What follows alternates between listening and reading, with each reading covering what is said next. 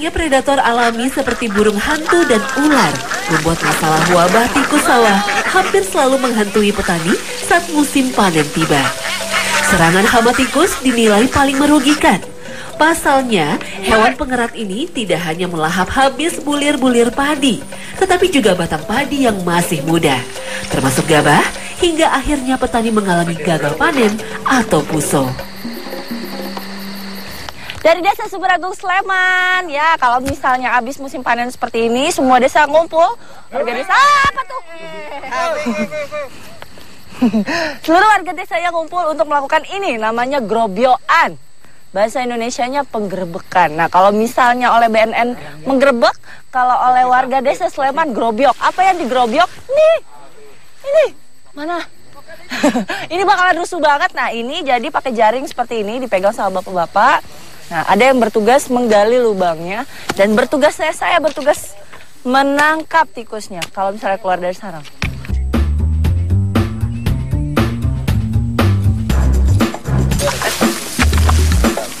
Di Indonesia tercatat sekitar 150 spesies tikus. 10 spesies diantaranya adalah hama.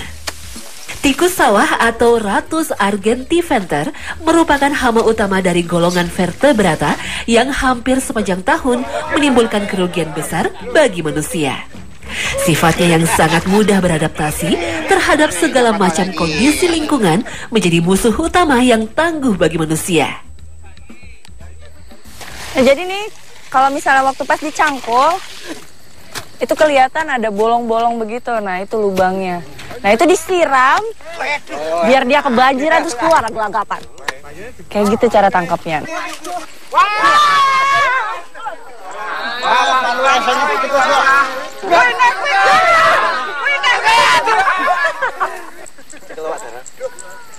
Aduh. Rusuh. Wah, 3. Nah, jadi dalam satu lubang itu bisa banyak. Nah, paling sedikit 1 pasang biasanya laki perempuan. Nah, tapi yang ini 3 isinya.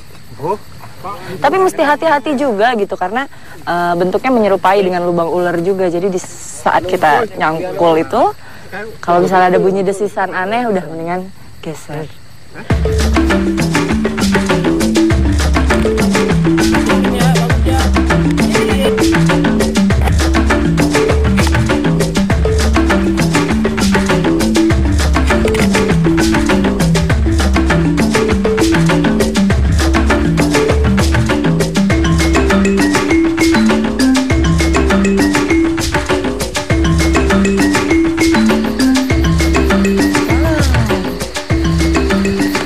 Dari desa Pacarjo Wonosari Gunung Kidul. Nah, saya sama Pak Eko kita mau cari walang. Nggak pakai apa-apa, nangkepnya pakai tangan, hap, kayak gitu. Dan kalau lagi musim bisa dapat banyak dan saya sebesar-besar ini. Kita lihat keberuntungan saya. Beda lokasi, beda pula hama pengganggunya. Demi menjaga kestabilan ladang, apapun akan dilakukan. Di sini belalang menjadi rajanya. Belalang juga dapat bertahan terhadap perubahan iklim ekstrim bumi. Kenaikan suhu global pada masa lalu memicu ledakan dan keanekaragaman jenis serangga termasuk belalang. Saya dapat 2 nih, baru sebentar. Ini yang jenisnya belalang jerami. Bapak dapat yang apa tadi? Dapat yang jati. Belalang jati ya. Yang jati ya. Masukin dulu ya, Pak. Ya.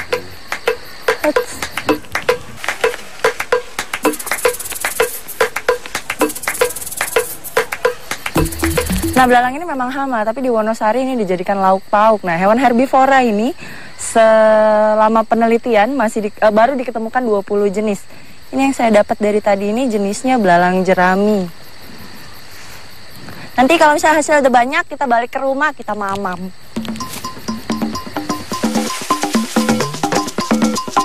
Belalang adalah serangga herbivora yang memiliki sayap namun tidak dapat dipergunakan untuk terbang. Antenanya hampir selalu lebih pendek dari tubuhnya. Tubuh belalang memiliki karakter yang dapat mewakili anatomi umum seekor serangga. Belalang atau dalam bahasa Jawa disebut walang merupakan serangga perusak tanaman pada petani. Hama belalang melahap pucuk daun padi muda sehingga membuat buah padi sulit tumbuh.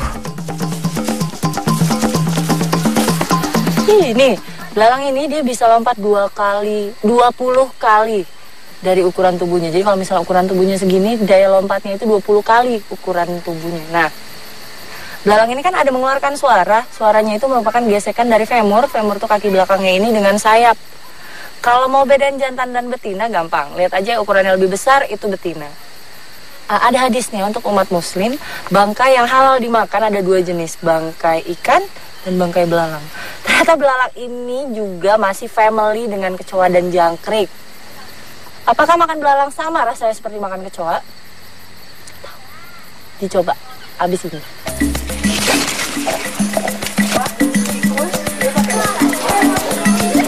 Dia nggak mati. Nah, ini belalang jati. Lalu ada belalang jerami. Kelihatan bedanya? Satu lagi jenis belalang jagung. Nah, ayo berpelukan. Walang apa ini Bu namanya yang terakhir? Kerek. Walang kerek yang terakhir. Oh. Tapi semuanya bisa diemam.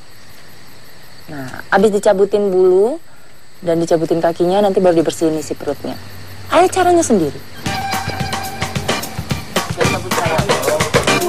Bagi warga Gunung Kidul, iwak walang menjadi penganan istimewa.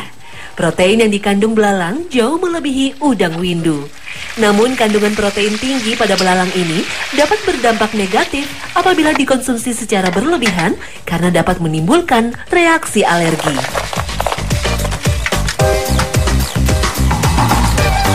Belalang bacem manis. Kak, bisa jadi cemilan juga. Enak, Mbak. Nyus.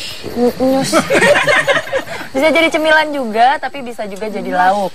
Kalau pakai nasi sama sambal bawang.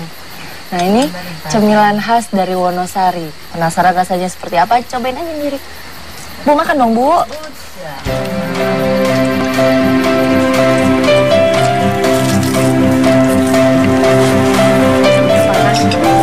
Makannya sambal.